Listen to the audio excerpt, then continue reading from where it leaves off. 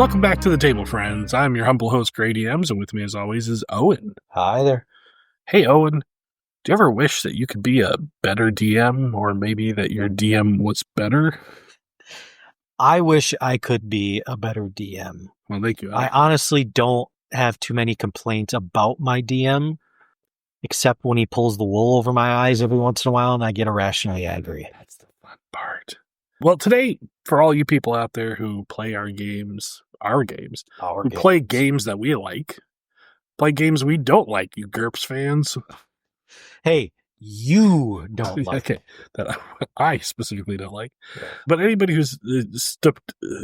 has stood in the role of game master, dungeon master, storyteller, whatever else the system that you're choosing to play calls you, and you've already made the big choice of already starting to play.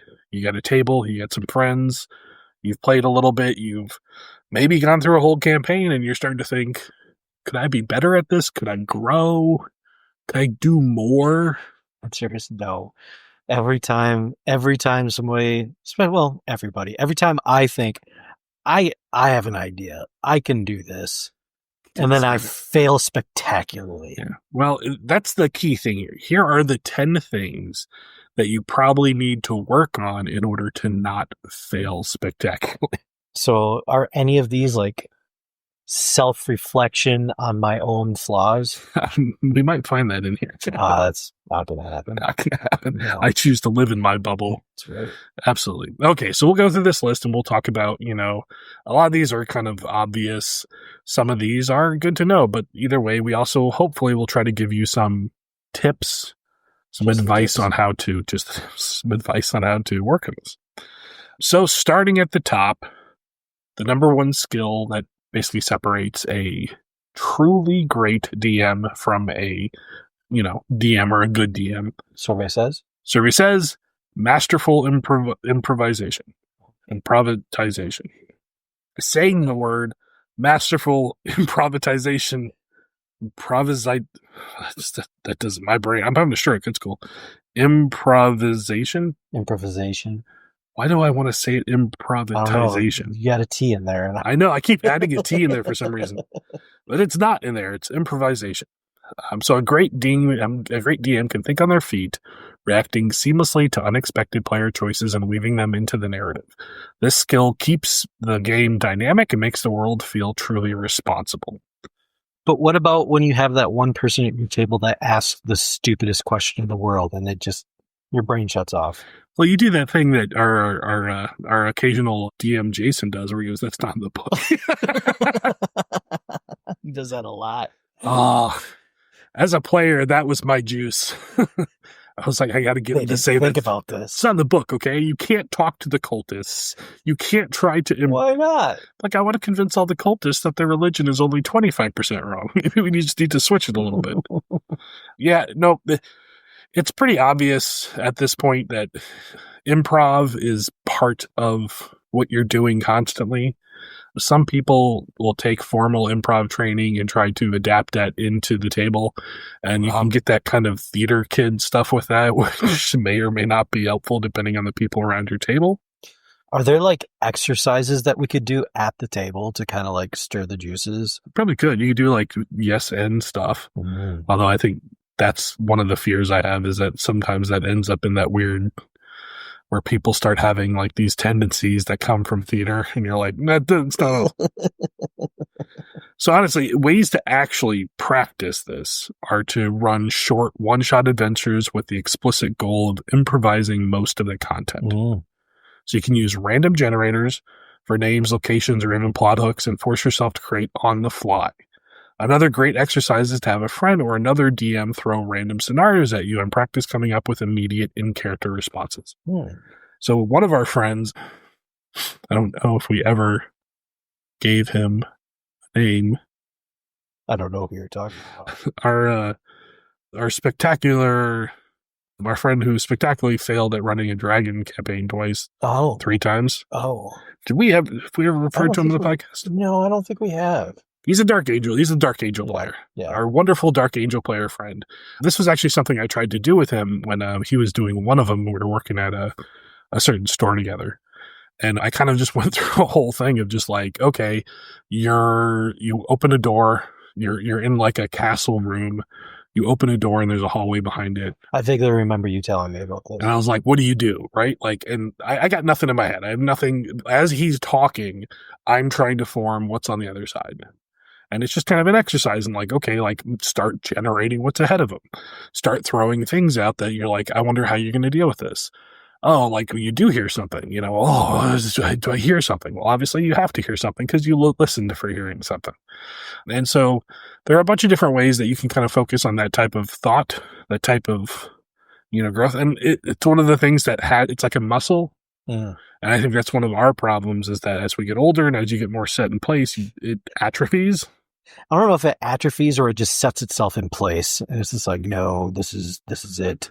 Yeah, and then you just kind of get that dumbfounded look and you're like, well, what's the city name? Grey? And you're like, Denver.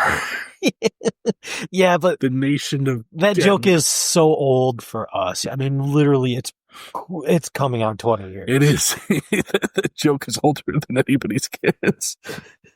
The great city of Denver. So anyway, how can you enhance this skill then? Well, pay attention to the details your players provide about their characters' backstories and motivations. When you need to improvise, pull from that material. Not only makes your improvisation easier, but also makes the story more personal and engaging for your players. So this is actually a really good tip, is that, and this is kind of goes back to a previous podcast where we talked about kind of like that whole concept of everything that the players are not directly affecting is like liquid. Yeah. And it can shift and change. And so if one of your players is just like, oh yeah, like, man, my parents got into this scrap with this nobleman and they died and I'm fleeing from him. And then they're sitting there and you're like, oh, so like, yeah, the tavern, and then some people walk in, they're like, who are these people? And then you're like, who could the worst person walking into this place? What if it's part of the nobleman's family? Yeah. You know? So like, that's like a list of ad lib, the people that are always like sitting right off stage ready to be walked in. And that's kind of a shortcut to improvisation. Like you kind of have that stuff in your bucket. Mm-hmm. You can also like create lists of names and stuff like that and be able to pull them out and just go through the phone book and like point to, well, there's no phone books anymore. I was just going to say, it was Martha Griswold. It's like wake up from the 80s and look around, go through a name generator and then be like, what is this person like? You know, get that side of your brain that worked effortlessly when you were a child and try to get it tuned back up. Unfortunately, that part of my brain runs on happiness and joy, and that tank is empty. Amen, brother. Amen. So if you want to learn more about basically mastering improvisation and how to spell it, you can read books and watch videos on improvisational theater, like improv. Resources like the book Improv for Storytellers by Keith Johnstone can provide valuable frameworks and exercise that directly apply to TTRPGs. And whose line is it anyway? Yeah, those guys are probably pretty good. I have a tendency of like, if you have a lot of comedians at the table, you're going to get something that's very funny and just didn't go anywhere. They're going to just spend too much time. Have you ever? That's the downside of this is, there's a podcast called like Live from the Magic Tavern. Yes. Yep. Yeah, that's like one of those where like a lot of people are like, oh, this is the greatest thing in the world, and it is amazing for what it is. Mm-hmm. But you can hear how a disruptive improv ruins portions of the law, the lore. And like, you have to maintain a balance. It's a good thing to see that, because all it takes is some crazy person to come in and be like, I'm a talking plant. And you're like, all right, okay, how do we figure this out, you know? And you're like, yeah, that's where, or Dan Harmon did that with D&D, where he had a whole thing where he was inviting celebrities to come up. Yeah. And like Aubrey Plaza's one is where it just goes off the rail and it doesn't even work. Because like she's like, I don't know what's funny here because I'm just supposed to be crazy, but everything's crazy here. So yeah, so you got to learn to like when it's time to rein it in and when it's time to like let the players be crazy. Mm-hmm. So, all right, number 2, master dynamic pacing and flow. No. No, hard no. So a great DM understands the rhythm of the session, knowing when to build tension, when to inject action, and when to allow for moments of quiet role-playing. They are the conductors of the game's emotional arc. Oh.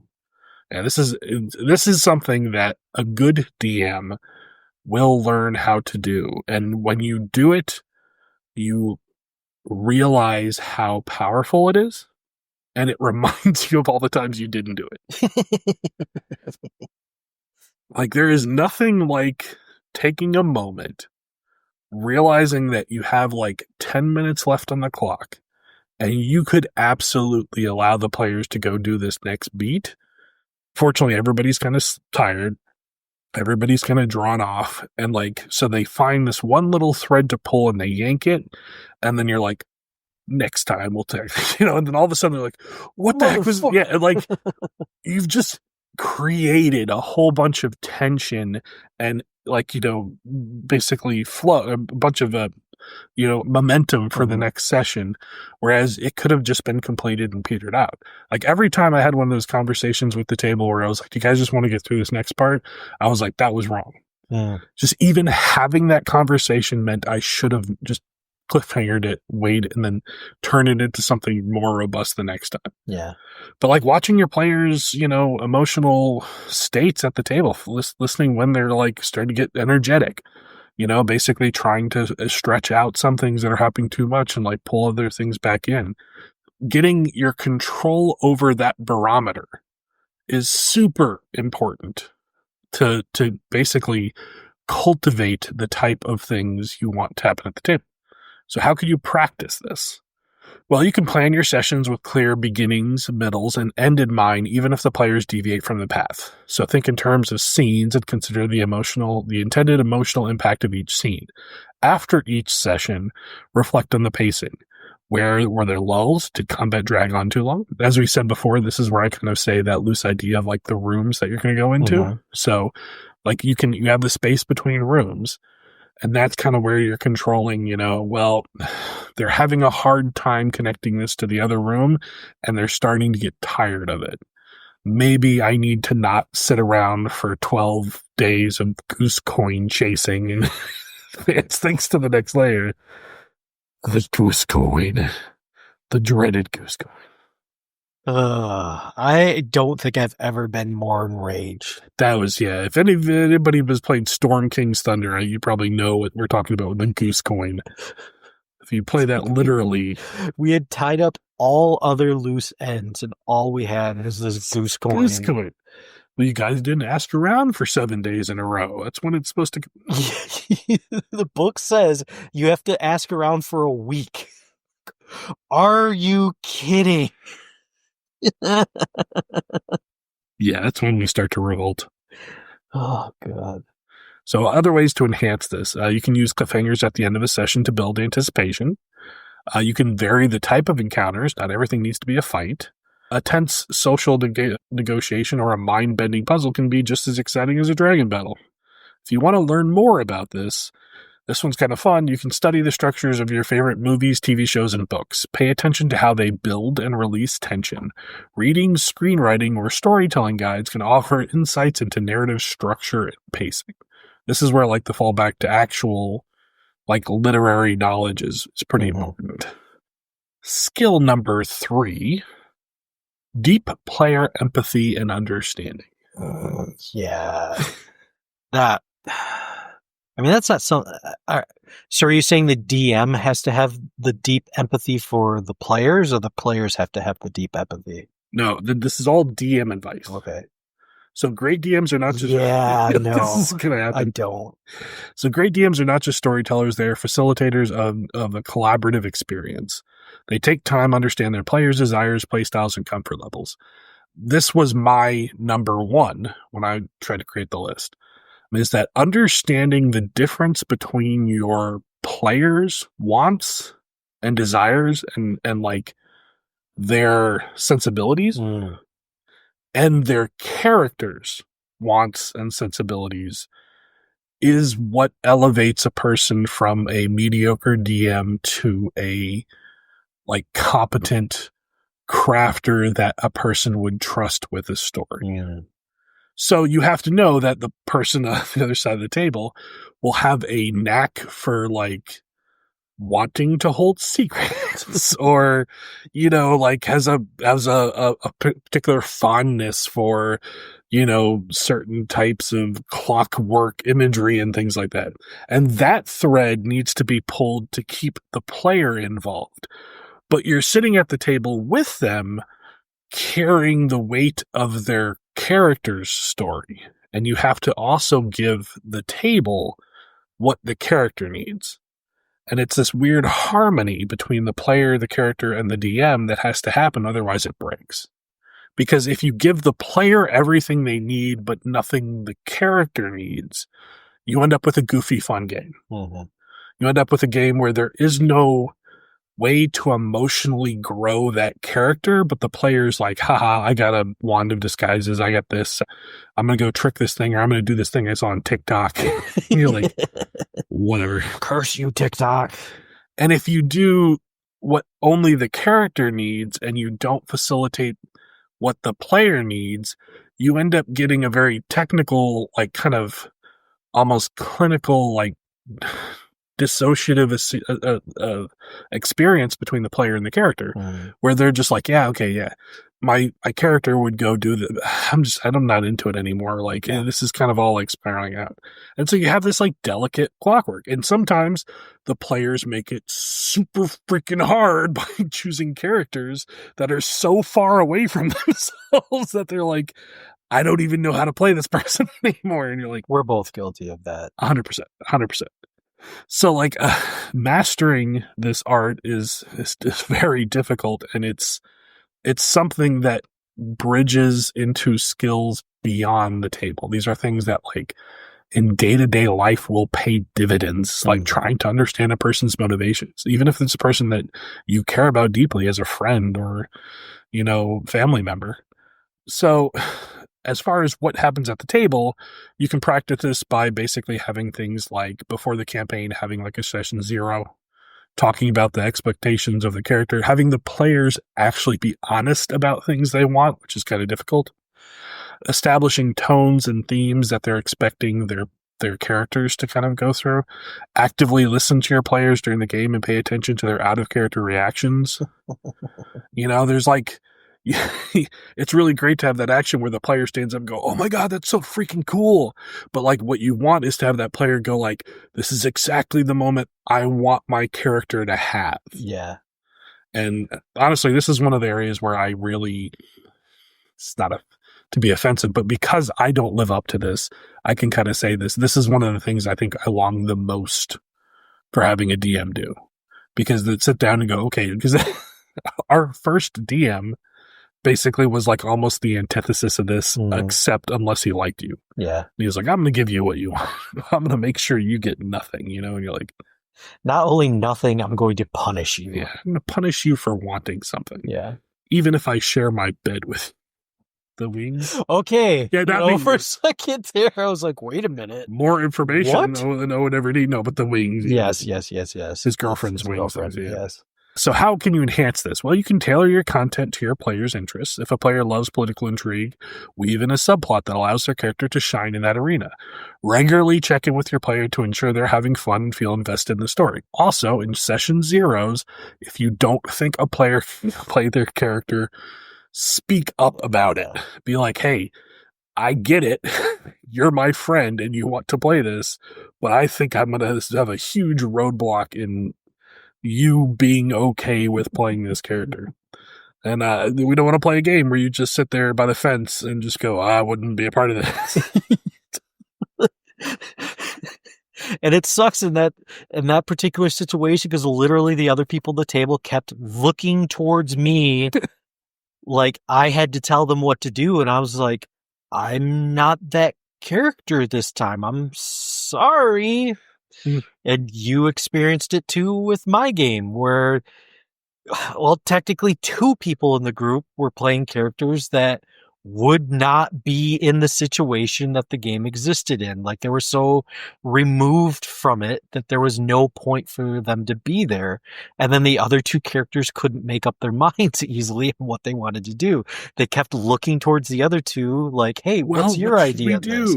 I think we should just go home and pretend this didn't happen. Yes, That's literally... This is becoming my favorite place. I don't know. Why would I want to fix it? Yeah, session 0, make sure characters fit the environment and the story they're going to be in. So this is where you can turn to like reading articles, watching videos.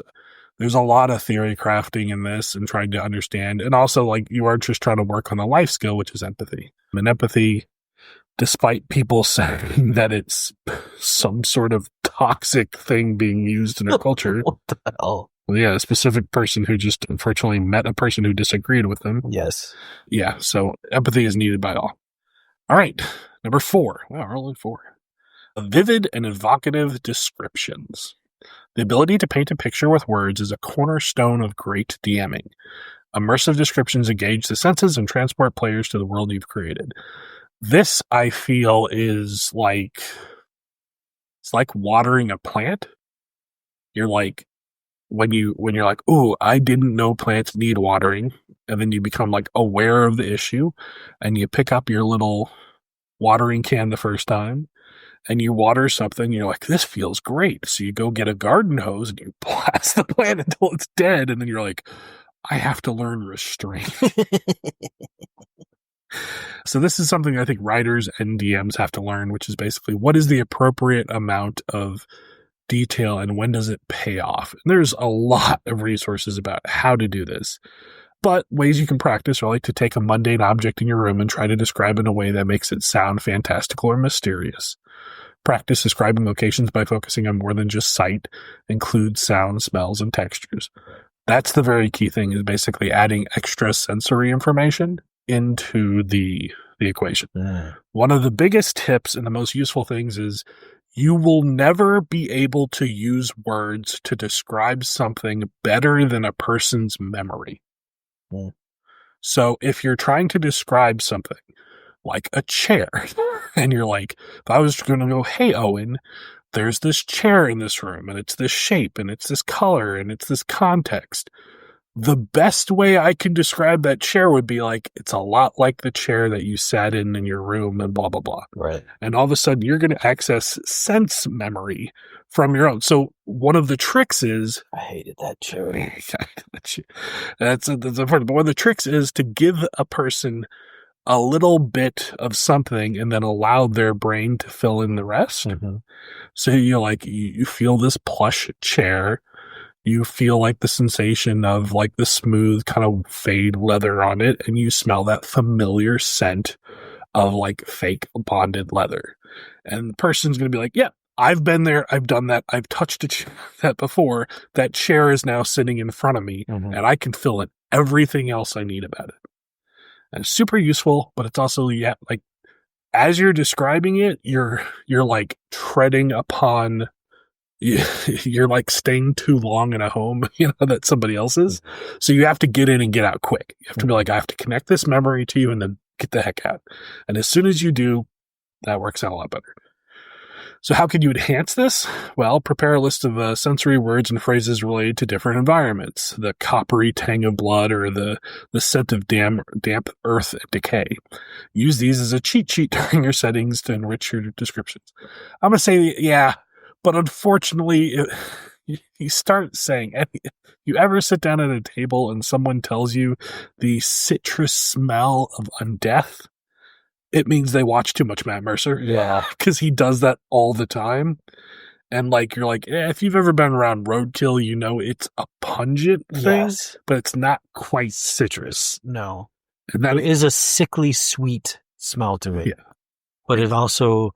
heavily overtoned by death and decay. Yeah, and rot. Yeah, death and rot are a set profile that is very hard to describe to someone who has never experienced it.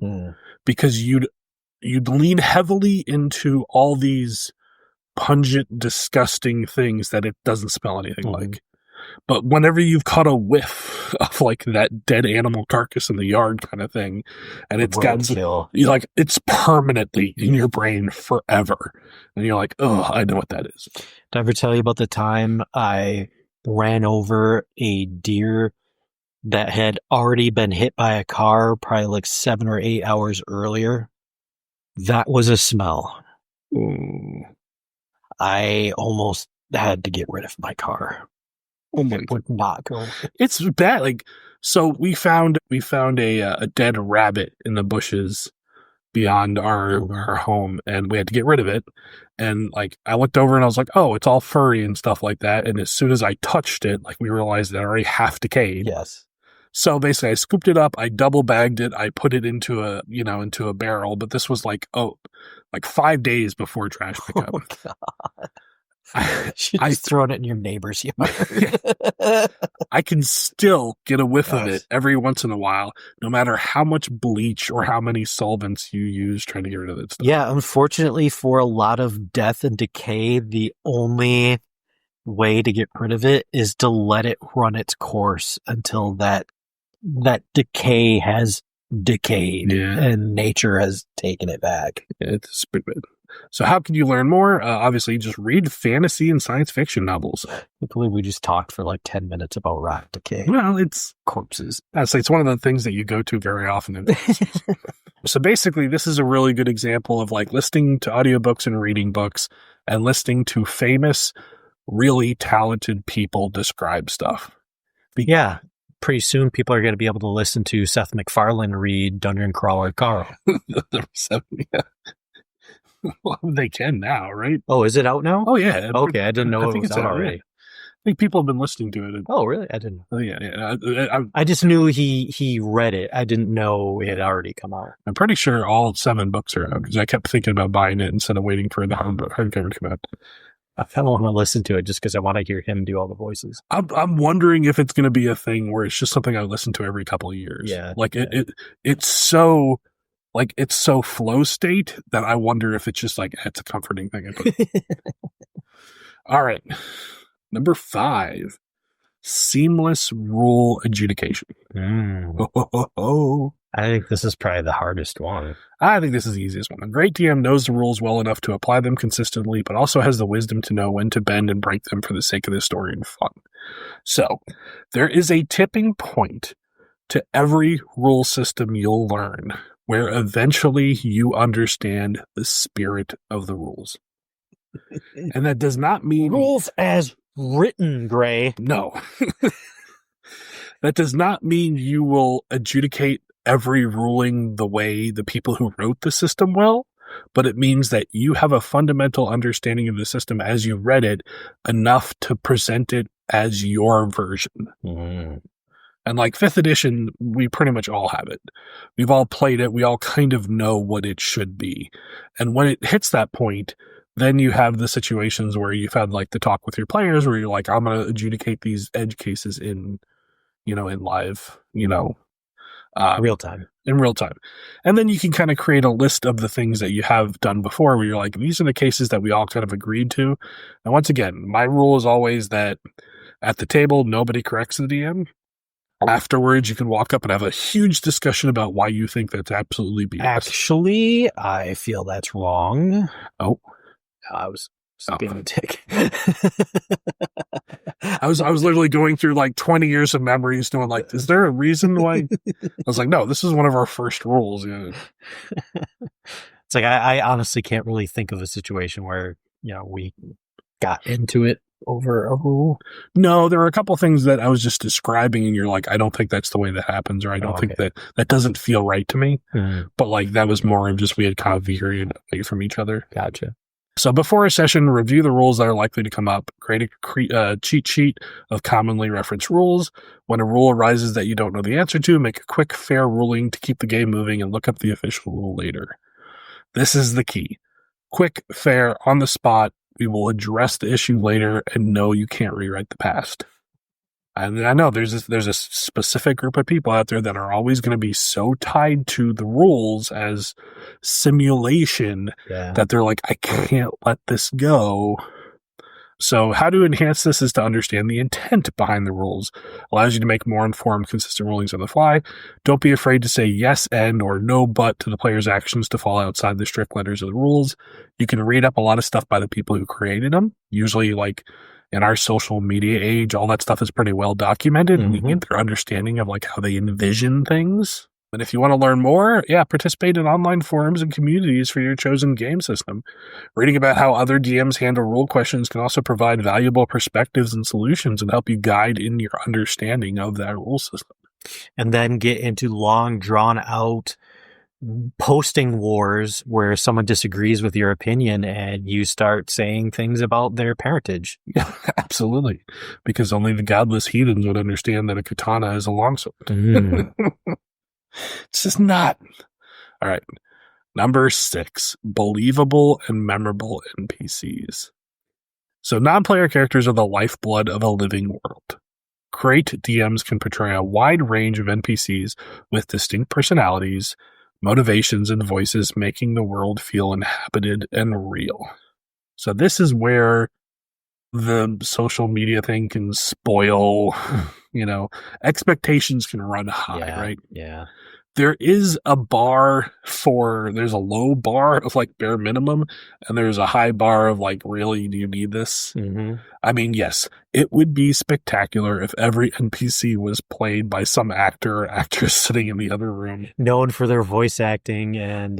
that would be awesome. But like, really, no one's going to ever expect that to happen until we get a much more useful and a much more available version of AI. Today, the halfling will be played by...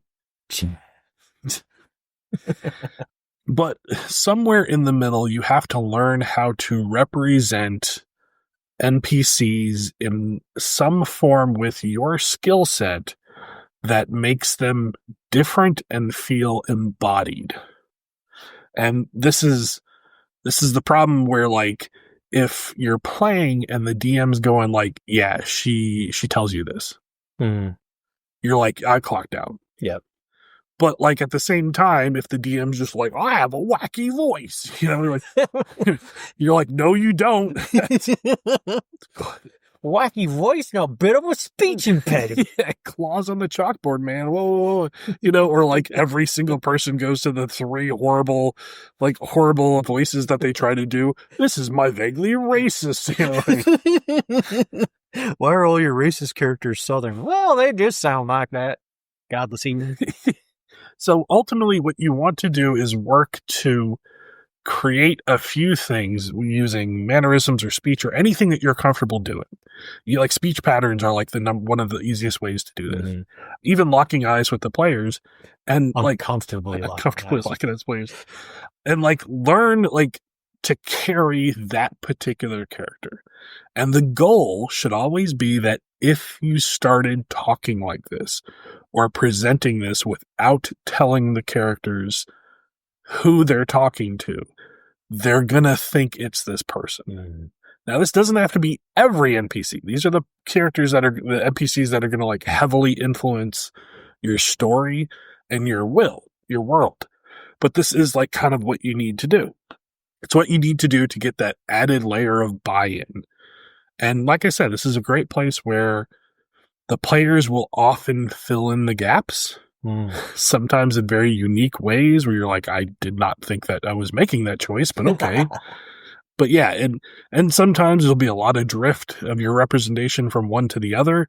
Other times you'll get really good at maybe just doing it for 1 or 2 people, and I got these down really well. And then play games long enough and your players will figure out the 10 things you can do and be like, yep, I know what wasn't this character in the last campaign? What's worse is they're immediately like, no, Grey's using this voice to denote that this is a trustworthy character because he's going to try to do something screwed up later on. I've heard this 100 times. We know how to do this. I'm like, oh man, you got the trope before I even said it. But yeah, so create a handful of simple NPC templates with core motivation, a personality quirk, and a distinctive voice or mannerism, and practice employing these characters in front of a mirror with your friends. This is a great place to do stuff in the car and look crazy as people drive by. Absolutely. I 100% subscribe to this. Yeah, need to do it. Also, give your key NPCs goals that are independent of player characters. What do they want, and what are they going to achieve? So this is where we get back to our previous discussions where we talk about like how much depth you have to put into a particular NPC. And you can look on that whole like the cardboard cutout versus the fully fleshed out person. Mm-hmm. If you want to learn more, this is a really great place. Local libraries. Yeah. This is a really great place to watch movies and TV shows. Once again, anything you draw from within the player's mind and connect it to something works.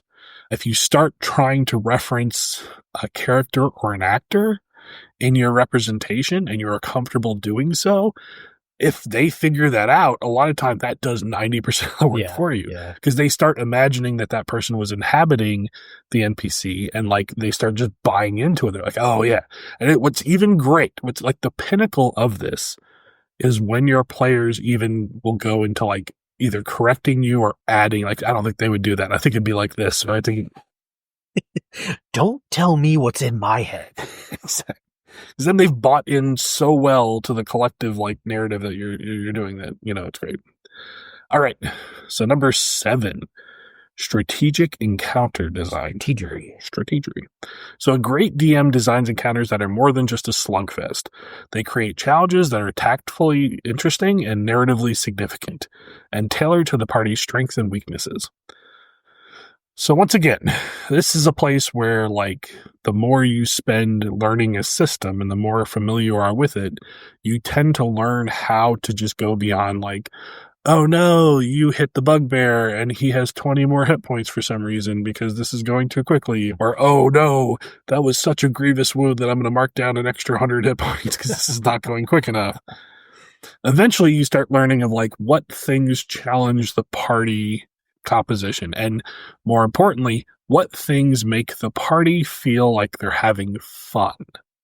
Because you can always push encounters just more difficult, and eventually you'll see fatigue, and your players are just going to be like, oh no, this is another like, because they're not going to want constant difficult fights. Right. They're going to want a variety of fights that both challenge them, but it challenges them when it makes sense narratively. Mm-hmm. So, like, they don't want to roll out, realize that the king's guards, like, want to arrest them and get into, like, a 4-hour fight with the local militia when they've, like, killed a dragon before. Like, that won't make any sense. But they also don't want to kick down the door of the castle, find, like, the corrupted king's general who's possessed by a demon, and then the rogue crits him and kills him. As awesome as that rogue is feeling, the rest of the party's like, this was weird. Like, this didn't play out well. Like, they want to have their efforts pay off. Mm-hmm. They want to like, and this is the part where like being a DM is also lying to the party a lot. Because you're trying to craft this for them on the fly. And a lot of that means that sometimes you make a mistake and a monster that you put into the situation is either way too powerful or not powerful enough. And it is a decided difference that like it's going to have an effect on the party. And you need to just tweak the scale a little bit. Mm-hmm. I don't know how many times monsters on the sheet have just not shown up to them. Because I was like, oh man, this is bad. Yeah. But like you have to kind of finesse things. Well, so what about the campaign you've been running on Discord with some of your old work buddies? Have you been pulling punches on that one? No.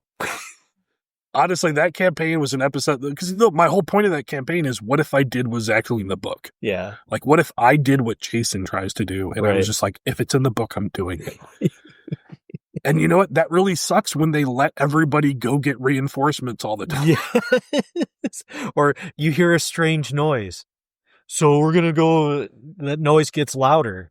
Well, I'm thinking I'm going to rest here for a little bit. I was going to say, like those, just to have I know you missed it last time, but to have a level 11 cleric have to come in just to keep you guys alive. Like level 3, aren't they? Yeah, it just I burnt through every spell that cleric had just keeping them alive in that encounter. I don't understand how they're like.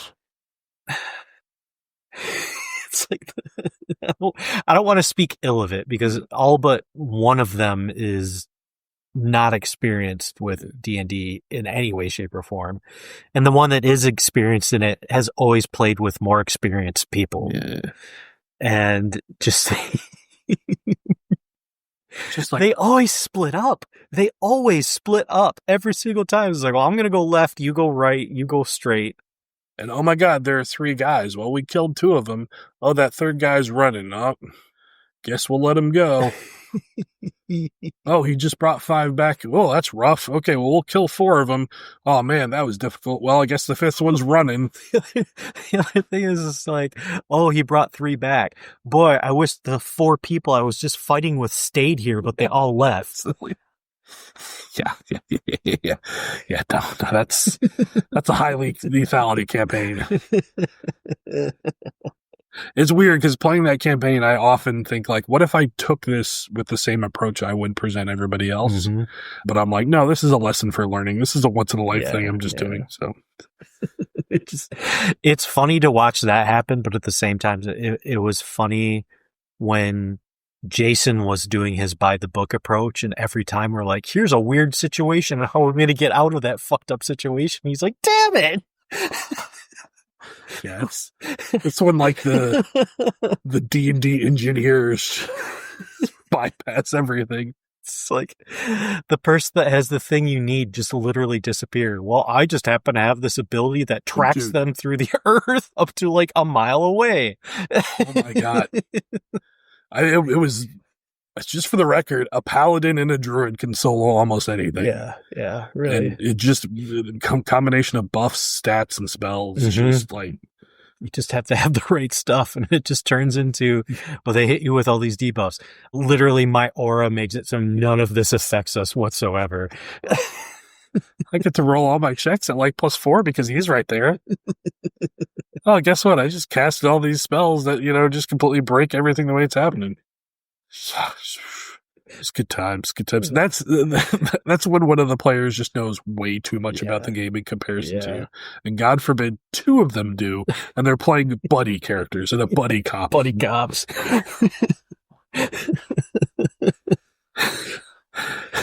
Anyway, so yes, okay, so let's move on to number 8. Effective world building integration. So great DMs don't just create worlds, they seemingly integrate its lore, factions, history to the gameplay, making the setting an active participant in the story.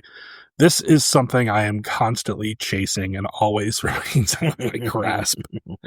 So the difference here is like, you don't want a DM who basically, when you sit at the table at session 0, he hands you a pamphlet that's 300 pages long and it's like, learn the rule of my land.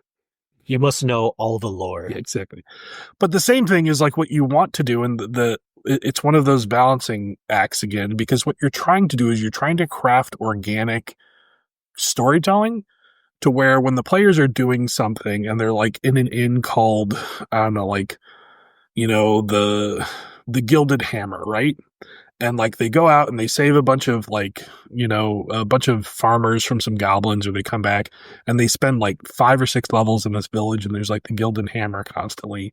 And then someone like, that they mentioned is just like, oh my gosh, like a long time ago there was like this hero here and his name was like Braun, and like, he was crazy, and like he came back to the village after adventuring, like, and he was like this big dude with like a bunch of friends, and he had a hammer, and like, and I was like, oh, that's kind of weird, and it was like, yeah, his hammer was like the Gilded Hammer, and you're like, and some player, at the table is going to go, dude, that's awesome. And they're going to chase that down, and for the rest of the campaign, this little seed of existence in the world is real to them. Mm-hmm. And somewhere down the road, they're going to talk to someone and they're going to be like, oh yeah, like, my cousin a long time ago worked at this place called the Gilded Hammer in the town of Hammerfest. Oh, the Gilded Hammer. Like you're trying to put things out there. And once again, you don't get the choice of what the players pick up. Right, but all I can think of is at the same time you're planting all these little seeds, and then you have the thing where it's like, here's the big reveal, and everybody's just like, I gotta go buy potions. Is there like a magic shop here? Forever chasing. I'm so sorry. Forever chasing. Like I said, I don't proclaim I have any of these skills. So, how could you practice this? Well, like start small. Instead of trying to build an entire world at once, focus on developing the immediate area where the campaign begins. Let the world grow organically. So how can you get better at this? Well, reveal your world's lore through gameplay rather than lengthy exposition. This is a perfect example of basically show, don't tell. Have like things happen that make sense. What you want, rather than saying, oh yeah, there's like this religious cult out there, you want instead, someone to be like, oh yeah, that lady's crazy because she's part of the blah, blah, blah cult. And the players are like, huh? What? Well, it's the blah, blah, blah cult. They're always like crazy in town. And then the second time they come across one of those people in a town, one of the players is going to be like, well, what the hell is up with this cult? Like, we saw some crazy lady try to sacrifice a goat in the other town. Like, why is there one here too? And they're going to start picking up what they find interesting instead of you saying, you should pay attention to this. Yes. So, if you want to learn more, you can study the world building of your favorite fictional settings, analyze how the history, geography, and cultures of the world influence their stories. Not all of them do it well. There are some numerous books online and resources dedicated to the art of world building for writers and game designers. So, number 9, second to last. Wow. The last of the not last. So stop having a stroke and learn how to talk. It's masterful storytelling and narrative weaving. A great DM is a masterful storyteller able to craft compelling plots, create dramatic tension, and weave the player characters' personal stories into the overarching narrative. So what does this mean? You have to be able to give some sort of meta narrative to the group while also weaving their individual stories into it. And this is probably one of the biggest asks of being a DM. Because even the best people in the world at it have a tendency to drop one of the characters, like do the spotlight focusing from one to the next to the other, to completely ignore some crazy background character's story that... But that's so hard to do. It is. Especially if you've got like 4 or more people. Yes. This is the ask. This is why to do this, it means you're a great DM. Yeah. A lot of it, like you said before, it comes down to session 0 and sitting there with your players and being like, hey, I got to throw a lot of stuff you've written out because I can't use this. Yeah. Or like, okay, now I have to rewrite a lot of the stuff that I want to do to make it fit, And it also becomes really rough with some players. Like, we love having Jason in games, but part of like the downside of his... I'm going to play my character as my character, and I'm only going to care about what that is like his characters generally don't grow. Yeah. His characters are like, I have given you my one knife, and what you do with it is yours. You didn't give me a knife, you gave me a broadsword. Yeah, like, it's big, it will decapitate my character, but it is the one thing you get to use. Whereas, like, if someone gives you a bunch of them, you get to pick and choose and surprise how they're going to do it. Yeah. And so sometimes I think we have a tendency with him of writing, either like catering to only the thing he asked us to cater to, or coming up with something and trying to get him to care about it. Yeah. Yeah. And, as a player, he's good enough to do it. He will care about it. But like, there's a middle ground there that needs to be better. And that's kind of like coaxing this kind of stuff out. So how can you practice? Well, outline a simple adventure with a clear beginning, a rising action, a climax, and a resolution, and practice telling short stories to friends or family to hone your narrative delivery. Lock them up, corner them like a crazy person. No, actively look for opportunities to connect the main character's plot to characters' backstories and goals. When a player's past comes knocking, it creates powerful and personal stakes.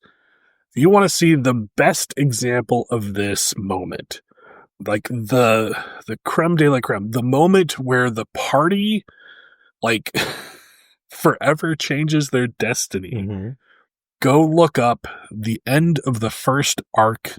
Well, it's like the beginning of the transition arc, Critical Role, season campaign 1, where Vox Machina gets brought to a feast that it's not the king, the regent. Can't remember what his throne was. He was the quote unquote king. Yes. Is inviting all these people in, and he invites the Briarwoods who killed Percy's family. And you can see in the live play the moment Taliesin Jaffe's like, did he say the Briarwoods? And he starts like looking at his notes and like looking around, and he's like, and nobody else at the table knows because this is only in his backstory. but like you plucked a thing from his backstory, put it in a place that made completely sense for it to show up, but seemingly came out of nowhere, and immediately gave agency and a directive to the characters. Like, I have to find out about this. I have to pursue this, almost against the party's wishes. I have to go confront this. And it completely changed the arc of the story, right? And there was no it is such a good moment to watch people play D&D, and like how that plays off. It is, and like it also translates into, then you can watch like the cartoon version of it, and you can see how narratively it played off. But believe me, like that was one of the moments where I was like, okay, this series is actually showing what D&D is like. Just a weird, bloated, crazy version. So yeah, how to learn more? Yeah, just read about different storytelling structures. There's all of human history has been told, we've been telling stories. So there's a lot of people who are giving you really great advice on how to structure stories. So number 10, the first of the last, the first of the last, the last of the first. I'm sure that makes sense to somebody. So in this whole long-winded list of things and advice, number 10 is to learn the art of asking questions. So perhaps the most subtle but powerful skill of a great DM is the ability to ask insightful questions. Why? This not only engages the players, but also encourages them to contribute to the world building and narrative. Wow. So this is super, like, you have to trust your players. Yeah. You have to be really good and have understanding that, like, sometimes they're going to give you stuff that you wouldn't have put in the world, but because they gave it to you, it matters.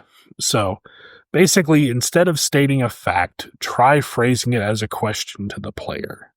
So for example, instead of saying you see a tavern, ask, you enter the bustling tavern, what's the first thing that catches your character's eye? The lusty barmaid. And now there's a lusty barmaid. As the lusty barmaid walks up with a deep male voice. Hello, Dr. Girlfriend. So how to enhance this? This is basically about asking leading questions that prompt the players to think about their character's thoughts and feelings. Like, how does your character feel about that decision? Or what memory does this place evoke for you? This is also where, like, how you want to do this really came from. Like, this is like, players need agency, and they need to understand how much agency you are giving them at any given time. Because you can't let them off the leash and they're like, I'm going to go to the neighboring town of Pooptopia and like, I'm going to go start a toilet making business. And you're like, I feel like a nation of Pooptopia probably has already evolved a pretty robust toilet system. That's where they're like, we don't need a DM. We need to follow this simulation to where it ends. But yeah, like you have to give them those kind of moments of like letting the characters inhabit those spaces and letting them kind of take the reins of the story for a little. One of the greatest achievements you could have is letting your players roll, like DM a game in your system, in your world, and like care about it enough to write a little bit of lore for it. It's scary. Really, really scary. Yeah, that was fun. It was, wasn't it? Yeah, it was. Because then it becomes a shared experience, and then you all have more invested into it. So you can learn more, of course, by paying attention to how skilled interviewers and therapists use questions to draw out information and encourage reflection. This skill is about fostering a dialogue rather than delivering a monologue. It's also a lot of sales techniques and like living with friendship. Like there's a lot of different things that'll teach you the skill set of like getting people to talk more, and you want your players to talk more. Like if you're just the system text, then you might as well be playing like an MMO, right? Like you need to be actively cultivating everybody's, in everybody's enjoyment at the table. So there are 10 skills that we believe that if you master, you'll go from being a good DM to an incredibly great DM. And guess what? If you don't think you have any of them, join the club. Being a great DM is like a lifetime pursuit for everybody. Nobody just pops out of the womb and they're like, all right, roll initiative. And it gets depressing. It gets overwhelming. Yeah. Just keep trying, I guess. Well, but then it's a worthwhile endeavor because every once in a while you have some moment of like brilliance that happens in the game that you've had people do, and that feeds the soul for years to come. Yeah. What's one of yours? There's a bunch of good ones. There's like, I don't remember what we call them, but like, hey mage, get in the pit. Yeah. That was a truly great moment that's allowed. Mine is still, I shoot the arrow. I shoot the arrow. That was wonderful. That was like rocks fall. Everybody died. It was a truly great moment. I mean, it was done so perfectly because two people that had been plotting something the whole time got exactly what they wanted, and the third person said, "I'm going to ruin it for everyone," because and they did. My character wants this instead. Yes. All right. Maybe someday we'll tell that story. All right, guys. We'll let this go on long enough. See ya. See ya.